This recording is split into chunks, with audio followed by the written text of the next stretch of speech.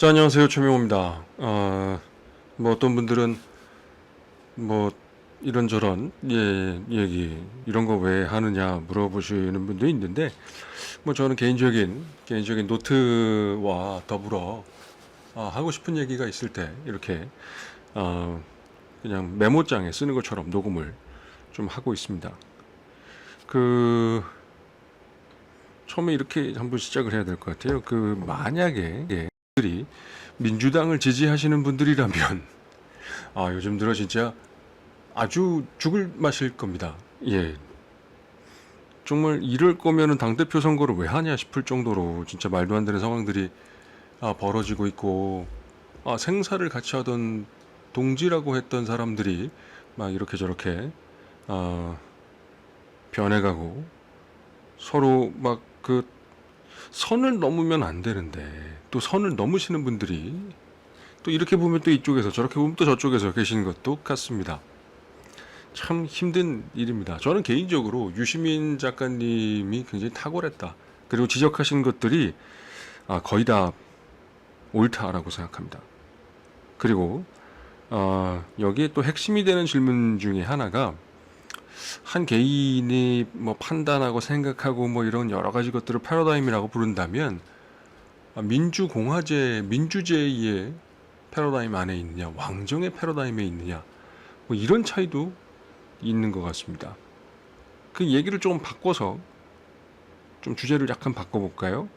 이재명 대통령님 당대표 시절에 같은 당의 국회의원들의 배신으로 정말 구속영장 실질심사에서 정말 정치검찰의 아가리까지 갔다가 들어오시지 않았습니까? 그리고 실제로도 요즘 잊으신 분들 많이 있는데, 생명이 위태로운 테러를 당한 적이 있죠. 그때 정말 철렁했습니다. 그리고 아마 저처럼 얘기가 약간 빗나가긴 했습니다만, 원래 대본 없고 뭐 준비 안 하고 그냥 마이크만 들고 하는 스타일이라, 구치소에서 이렇게 경비하시는 분한테 90도로 인사하고 그 전까지 또 단식해가지고 이렇게 목발 짚고 나오시는, 지팡이 짚고 나오시는 모습 보면서 아마 이러면 안 되겠다 해서 그 당시에 이제 권리당원, 이제 당원으로 가입하신 분들도 적지 않으실 겁니다. 뭐 저도 그 중에 하나고요. 그리고 정말 부산에서 그런 일이 있었을 때 다들 철렁했죠. 다들 철렁했습니다.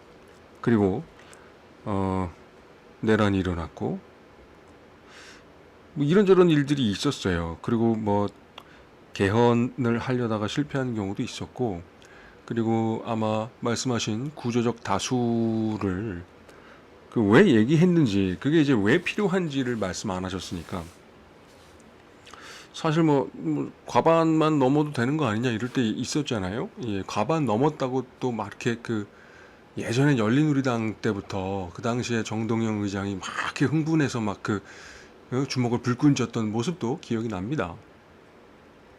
점점 기준이 높아지는 것인가, 뭐 이런저런 생각을 하게 되는데, 만약에 이제 개헌을 노리는 거라면 3분의 2선이 필요하고, 그 중에서 내란과 크게 연관이 없는 보수 우파의 세력도 필요하고, 그리고 뭐 하나의 플랫폼으로 보일 필요도 있고, 뭐 그럴 수 있다라고 생각이 듭니다. 그리고 뭐 이것 자체가 사실 뭐 넓게 보면 민자당의 탄생부터 시작해서 DJJP 연합부터 시작해서, 그리고 이건 조금 다른 맥락입니다만 후단협, 정몽준과 그 당시 노무현 후보의 4강 신화, 월드컵 얼마 전에 허무하게 끝나긴 했습니다만, 월드컵 이후에 막 지지율이 엄청나게 올라가서 후보를 바꿔야 된다, 뭐 이런 거 있었죠. 그래서 그것을 어떤 역효과로, 역효과인지 뭔지 이제 좀 세월이 더 지나서 얘기해 봐야 되겠습니다만, 그래서 참여정부가 탄생도 하고 그랬습니다. 그리고 참여정부 탄생하고 나서 얼마 안 돼서 대연정 이야기가 나왔고, 그리고 박근혜 탄핵 이후에 민주당에서 경선하는 과정에서 그 당시에 안희정 전 충남지사가 연정을 해야 된다. 연정을 이제 그 공약으로 들고 나온 적도 있습니다. 이렇게 해서 민주당 쪽에서 중도 우파로 옮겨야 된다라거나 아니면 뭐 보수와 연정을 해야 된다는 것은 굉장히 좀 오래된 레파토리예요. 그러니까 여러 가지 일들이 있었고 정계 개편이나 구조적인 변화가 필요하다는 것에 대해서 지지자들도 그렇고 뭐 전 국민들도 이래서는 안 되겠네, 뭐 이런 구조로는 안 되겠네라는 생각을 하고 계실 겁니다. 그래서 어떤 식으로 이제 정계 개편을 할 거냐에 대해서 예전에는 막 100분 토론에 막 그 저기 뭡니까 난상 토론도 하고 막 새벽까지도 토론하고 막 이랬었는데 모르겠어요. 그게 이제 민주주의의 비효율적인 면이라고 할 수도 있겠죠. 근데 그런 말씀을 대통령이 필요성은 아마 다들 인정할 것이고 그러면 어디를 어떻게 그러니까 가긴 가야 되는데 어디를 어떻게 갈 것이냐라는 비전을 얘기하지 않고 그냥 얘기한 게 그냥 야, 수술대에 오른 환자가 마취 좀 되다가 정신 차려 보면 수술 다 끝나 있고 뭐 이렇게 되는 게 좋은 거 아니냐 뭐 이런 류의 생각을 갖고 계신 것 같습니다. 하지만 민주주의라는 기본으로 봤을 때도 어디를 어떻게 갈 거냐는 밝혀주셔야 됩니다. 그리고 이 정부가 국민 주권 정부라면서요. 근데 주권자 주인한테 종놈이 말도 안 하고 막 지 마음대로 막 곡간 옮겨버리고 막 식량을 막 지 마음대로 막 쌀가마니 막 이렇게 해버리고 막 이러면 안 되는 거잖아요. 예, 그러니까 일단 다른 것도 다 바쁘시고 열심히 일하시고 다 그런 건 좋은데 이제 국민과의 대화에서 본인이 생각하고 있는 비전을 좀 밝혀주셨으면 좋겠습니다. 그래서 다시 역동적으로 치솟는 그런 아우 진짜 요즘 너무 힘들죠. 그리고 저는 이제 죽을 둥 살 둥 달려드는 사람들이 있어요. 막 저들 막 부정부패 세력으로 막 몰고 막 뭐 이렇게 보면 저렇게 보이고 저렇게 보면 이렇게 보이고 뭐 그런 게 없지는 않은데 말이 좀 꼬인 것 같은데요. 아무튼 이건 뭐 선거 끝나면 어떡할 겁니까? 새로운 당대표 뽑히면 뭐 분당할 거 아니니까 그래도 기준을 좀 삼는다면 좀 어마하신 분 되고 나서 그 웃으면서 뭐 밥이 됐든 차가 됐든 커피가 됐든 이렇게 하면서 뭐 아유 잘 부탁드려요 뭐 이렇게 할 수 있는 좀 능글맞으신 분이 좀 되는 게 좋은 거 아닌가 뭐 이런 생각도 해봅니다. 자 그리고 사실은 교육 관련해서 여러 가지 얘기를 하려고 했는데 참 이게 뭐 이슈들이 되게 많아서 현재 상황도 그렇고 그리고 얼마 전 지방선거 때도 그렇고 왜 이재명의 누구 막 이런 걸로 그냥 얘기하면 당선된 것처럼 그 행동하고 제2의 이재명이 되고 싶은 사람은 한 명도 없는 것처럼 어떤 비전들 우리를 깜짝깜짝 놀라게 해주는 새로운 어떤 진보적인 세계를 보여준 꿈꾸는 사람이 없었어요. 앞으로 서울시장 선거가 어떻게 될지는 모르겠는데 좀 과감한 변화들 그리고 뭐 국회를 비롯해서 모든 관공서와 대학까지도 지방으로 옮겨버리겠다. 뭐 이런 류의 청사진들 나는 뭐 4년 할 게 아니라 난 한 4선 정도 해야 된다. 그러면서 뭐 한 20년 동안의 서울의 변화를 막 얘기하고 뭐 이러시는 분이 나오셨으면 좋겠습니다. 그리고 누구에게 알랑방구 끼는 게 아니라 우리는 정말 그 새로운 어떤 시대, 새로운 비전, 뭐 뉴욕 시장 얘기 뭐 이런 거 굳이 할 필요 없을 것 같은데 그런 사람들이 나와서 줬으면 좋겠어요. 새로운 상상력과. 그리고 지금 후보로 꼽히시는 분들도 이런 류의 고민들을 좀 해보셨으면 좋겠습니다. 그리고 그 지방선거 때 안심할 수 있었던 것 중에 하나가 그 정말 드라마틱하게 우상향하는 코스피 지수였단 말이에요. 굳이 말씀을 뭐 안 드리겠습니다. 오늘도 한 6천 몇 대 막 이러고 있는데 이 정부에서 코스피에 대한 평가, 코스피 지수 상승에 대한 평가가 박해진다면 그러면 뭐 중도 우파 혹은 우파에서 호감을 가졌던 분들이 과연 선거에서 또 민주당을 지지할 것이냐, 그냥 반짝했던 거 아니냐, 뭐 이런 생각 하실 수 있단 말이에요. 그래서 청와대가 됐던 정부가 됐던 대통령께서도 이 주가 문제를 조금 더 이제 뭐 이렇게 좀 적극적으로 좀 생각하셨으면 좋겠어요. 주가 5천 올라갈 때 뭐 합당 얘기했다고 뭐 반명이다 이렇게 얘기하지 않았습니까? 그게 그렇게 중요하다고 그때는 막 그랬는데 왜 지금은 조용한지 모르겠어요. 이거 지금 당대표 선거가 아니라 그냥 봐도 그 기준에서는, 그러니까 코스피 지수가 엄청 중요한 이 정권의 성과라는 개념으로 본다면 굉장히 위기죠. 굉장히 위기입니다. 그래서 발빠른, 그 다음에 효율적인, 능률적인 대처가 필요하다, 뭐 이런 생각이 듭니다. 그리고 반도체 얘기가 나와서 좀 많은 분들이 이제 그 경기가 꺾이는 거 아니냐, 뭐 2024년 2분기였나요? 그때 아마 이제 그 전이 뭐였더라? 무슨 100인가 뭐 그 GPU에서 블랙웰로 바뀌는 그 과정에서 약간 좀 주춤하고 수급에 문제가 있고 뭐 이런 때 있었어요. 그때 하이닉스도 상승하던 주가가 약간 멈칫했고, 물론 지금의 드라마틱한 상승과 비교해 본다면 굉장히 미미한 수준이긴 합니다만, 또 JP 모건에서도 Winter is coming 막 이러고 지금 했던 얘기 그대로 했어요. 지금 뭐 주식 전문가들이 나와서 하는 소리는 사실은 몇 년 전에도 들었고, 반도체 경기 뭐 이 얘기 거의 다 들은 얘기고, 금리 뭐 중요하다 뭐 이 얘기도 굉장히 많이 나왔고, 예, 그렇습니다. 오래된 유행과 같은 느낌이 있습니다. 그런데 우리가 주목해 봐야 되는 것은 이제 그 블랙웰에서 베라루빈으로 바뀌면서 그 전에는 학습에 집중했던 그 GPU가 그 다음엔 추론에 좀 특화된 GPU로 바뀌고, 물론 그게 탁탁 기능이 나눠지는 건 아닙니다만, 베라루빈 같은 경우에는 AI 에이전트에 좀 특화되어 있는 면이 있고, 그리고 이제는 CPU, GPU가 메모리를 공유하면서, 이게 범용이 아닌 것도 아닌데 범용이라고 하긴 좀 어려운, 그러니까 그 제품에 좀 딱 맞춰져 있는, 이게 말이 좀 설명이 어려운데, 여러분들 저기 그 아이맥에서 2016년, 17년도서부터 메모리 업그레이드를 못하게 이렇게 납땜해서 나오기 시작했어요, 애플에서. 그리고 M 시리즈 그 CPU가 나올 때 CPU, GPU하고 그 메모리가 붙어 있는, 예, 그런 규격의, 그러니까 업그레이드가 안 되는, 예, 지금 베라루빈이 아마 그런 범용 메모리를 쓰지만 그 모양은 일반적인 램 모양과 좀 다른, 좀 본인들만의 좀 특화되어 있는, 그래서 어, 좀 하이테크놀로지 쪽의 시장을 좀 본인들의 규격대로 끌고 가려고 하는, 사실 뭐 누구나 자본주의에서는 좀 시장을 독점하고 싶은 욕망들이 있죠. 그러면서 이제 그 에이전트 AI 시대가 열리게 됩니다. 이 에이전트 AI는 이제 B2C가 아니라 B2B, 즉 회사에서 사용할 것이고, 실제로 여기서 수익이 엄청나게 발생할 겁니다.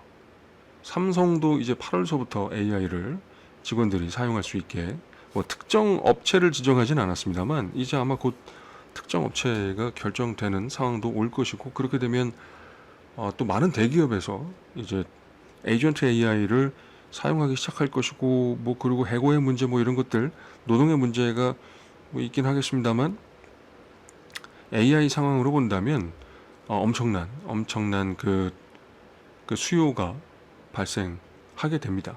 물론 이게 또 투자의 측면 좀 달라요. 우리가 또 많이 까먹었는데, 얼마 전까지만 해도 이제 그 반도체 사이클 온다 만다 했을 때 저기 미국 시장을 뭐 이렇게 볼 때 월스트리트, 메인스트리트의 차이, 실물 경제와 자본 시장의 차이 뭐 이런 얘기도 많이 했었거든요. 골디락스 뭐 이런 얘기도 하고, 예. 그런데 이제 볼 때는 아, 실물 경제에서는 굉장히 가능성이 굉장히 높은데, 이 자본 시장의 문제죠. 그리고 지금까지는 여러 가지 이유로 외국인, 또 저기 그 외국인들 중에서도 저기 뭐 그 큰 손들이라고 할 수 있는, 예, 그런 쪽에서 주식을 여러 가지 이유로 뭐 리밸런싱이라고 보통 얘기하는데, 던지면 개인이 받고 했는데, 심리적인 요인도 있고 또 실질적으로도 이제 보통 총알이라고 하는 이 현금의 흐름이 한국의 개인 투자자들 사이에서는 좀 말라가고 있는 것 같고, 그리고 좀 너무 쉽게 생각했나 뭐 좋게 생각했나 모르겠습니다만, 크게 한탕 해보고 싶으신 분들의 자본이 또 이제 2배 레버리지 ETF에 들어가면서 조금 이제 총알이 말라가는 상황입니다. 그래서 주식이 뜰 거냐 말 거냐는 좀 복잡한 문제이긴 합니다만, 산업적인 측면에서 어떤가라고 했을 때는 더 전망이 좋다. 그리고 여러분 한번 생각해 보세요. 그 일반적인 쪽이 뭐 그 데이터 센터에 삼성이 됐던 LG가 됐던 현대가 됐던 자사의 그 기밀에 가까운 문서들을, 데이터들을 막 보관하고 싶지는 않을 거 아니에요. 그래서 경쟁력 있는 각 기업들은 자사가 그 렌트한 자사만 이용할 수 있는, 그리고 어떤 그 보안이 좀 강화된 데이터 센터를 원할 겁니다. 그러니까 데이터 센터가 이제 일반에게 공개되는 법령이 있고, 그 다음에 각 회사별로 자사의 데이터를만 관리하는, 보안이 좀 높은, 그리고 보안이 높으면서도 또 일을 해야 되니까 속도는 빠른, 그러니까 최신의 GPU, CPU, 그 다음에 이제 아주 맥시멈의 메모리가 필요한, 그리고 하드디스크도 뭐 그냥도 안 되고 M.2, SSD 뭐 이런 뭐 종류는 많이 중요하지 않겠습니다만, 뭐 그런 게 더 중요해지는. 그래서 그 회사의 수요에 맞추려면 거기에 맞춘 또 데이터 센터들의 투자도 있어야 되고, 그리고 우리나라가 됐건 뭐 독일이 됐건 뭐 프랑스가 됐건 일본이 됐건 뭐 중국도 중국 마찬가지로 자국 내에서 확실하게 관리할 수 있는 데이터 센터가 필요해지게 될 겁니다. 그 무슨 얘기냐면, 수요는 아직까지는 뭐 넘쳐난다. 예. 그래서 또 그리고 중진국 중에서도 야, 우리가 AI는 못 만들지만 적어도 뭐 데이터 센터는 우리나라 께 있어야 되지 않겠니? 우리나라가 관리할 수 있는 뭐 요 정도 얘기가 나올 때까지는 아마 메모리에 대한 수요는 뭐 안정적이고, 그 다음에 이제 실제로 에이전트 AI에서부터 피지컬 AI까지 실제로 수익을 발생시키는 부분에서는 이제 속도 뭐 이런 게 굉장히 중요해지기 때문에 소위 얘기하는 신제품에 대한 수요는 늘어날 것으로 보입니다. 하지만 자본 시장에서의 상승이 과연 가능할 것인가는 조금 이제 논쟁적인 부분이 있는 것 같기도 합니다. 자, 그리고 교육 얘기를 좀 해야 되는데, 자, 그 얼마 전부터 무슨 뭐 공과대학 교수라고 하시는 분들이 뭐 AI가 어쩌고 저쩌고 뭐 이런 얘기 많이 하는데요. 그런 고민들 가지신 분들 많이 있을 겁니다. 특히 우리 아이들을 어떻게 키워야 되는가. 아이언맨을 보시면 됩니다. 우리는 이미 어시스턴트 AI의 어떤 최고점, 최정점에 누가 있느냐, 그 봤어요. 이미 누군지 다 봤습니다. 자비스라는 이름을 갖고 있는 것도 알아요. 그리고 실제로 걔가 인간을 능가하는, 그 다음에 그 뭐 순수한 거의 뭐 토로에 가까운, 신적으로도 거의 뭐 가까운 그런 존재가 되는 걸 봤죠. 비전이라는 이름으로.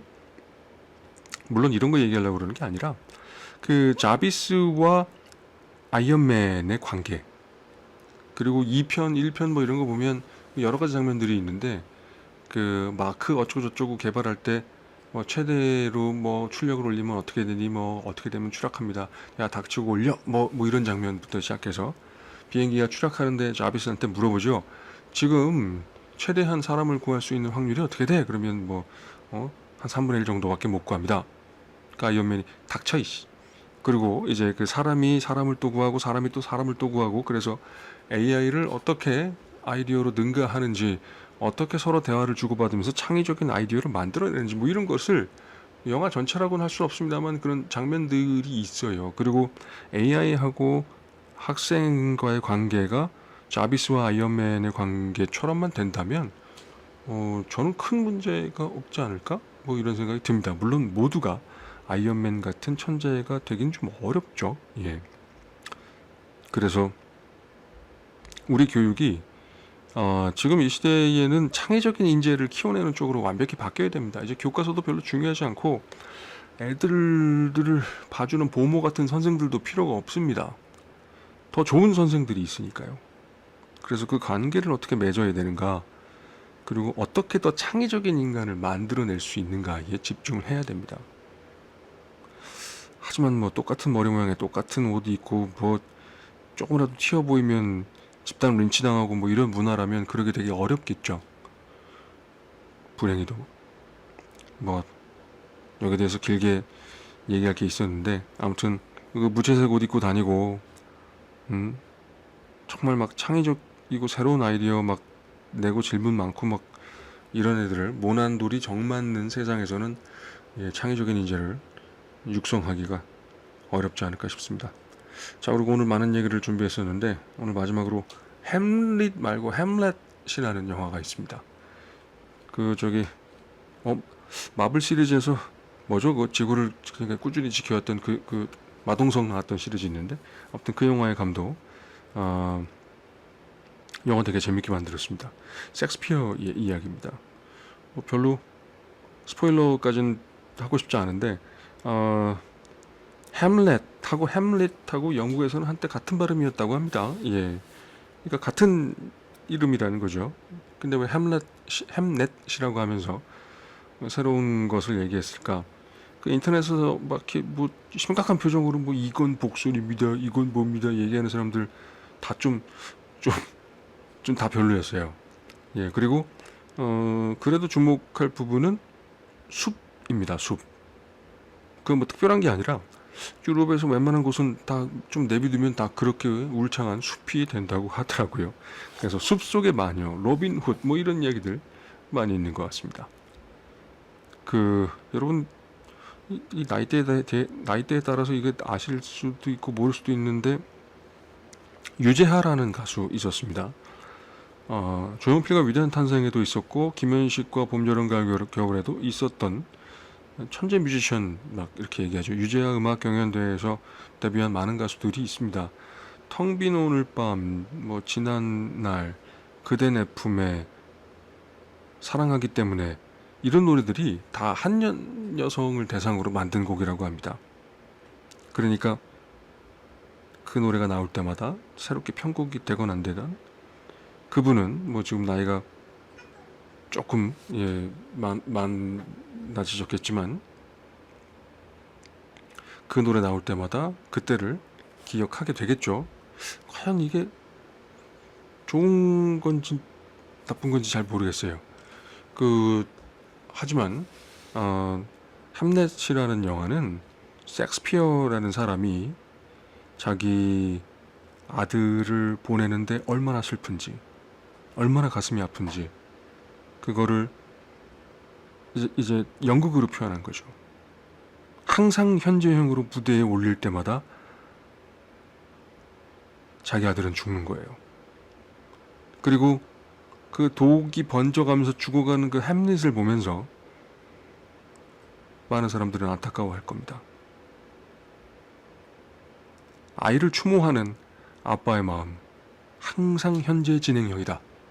무대에 올라간 연극과 같다. 아주 처절하다. 이런 느낌들을 못 받으신다면 햄릿이라는 영화를 제대로 감상하지 못한 것이 아닌가라는 생각이 듭니다. 그리고 저는 개인적으로 이렇게 망자들은 기억을 완벽히 끊을 수는 없겠지만 서서히 지워지면 좋을 것 같은데, 이 노래 나올 때마다 떠오르고 막 이러면 좀 싫을 것 같다는 생각이 들더라고요. 그게 동양적인 생각과 서양적인 생각의 좀 차이가 아닌가 싶기도 하고 그렇습니다. 아무튼 햄릿이라는 영화 볼만합니다. 추천하고요. 그리고 같이 유재하의 그대 내 품에 한번 들어보시면 어떨까 싶습니다.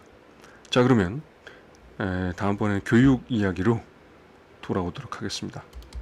감사합니다.